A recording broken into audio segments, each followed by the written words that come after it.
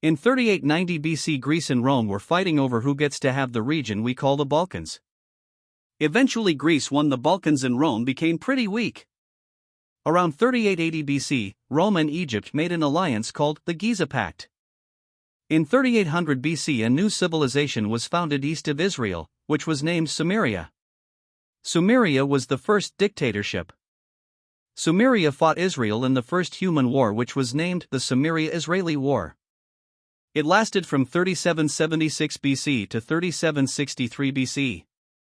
Sumeria won and renamed themselves to the Sumerian Empire. Sumeria became the first human empire. Sumeria then expanded north and declared war on Greece, which was the Sumeria-Greco War. Sumeria won again and was clearly the king of the world. The Sumeria-Greco War lasted from 3753 BC to 3749 BC. Then in 3746 BC, Phoenix joined the Giza Pact. The world tensions were very high. However, in 3730 BC, math was expanded on and negative numbers were created. In 3700 BC, the First World War broke out. However, it was not named World War I. It was named World War -20. The reason they named it World War -20 is because the ancient people believed there was going to be a way larger version at World War I. The sides of World War -20 were Sumeria on the Axis and Rome, Egypt, and Phoenix on the Allies. However, by 3700 BC everyone thought the Villafens were gone forever, so the Villafens were not involved and did not even know that there was a World War -20. Sumeria started to launch an invasion into Sinai and northern Rome and succeeded. Egypt and Phoenix launched a counteroffensive by invading across the Red Sea.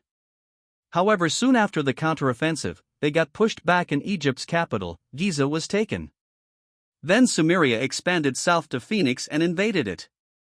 However, Rome pushed Sumeria back to the Balkans. Phoenix also pushed Sumeria out of their country and started to liberate southern Egypt. However, Sumeria was able to push Phoenix out of Egypt and Rome out of the Balkans.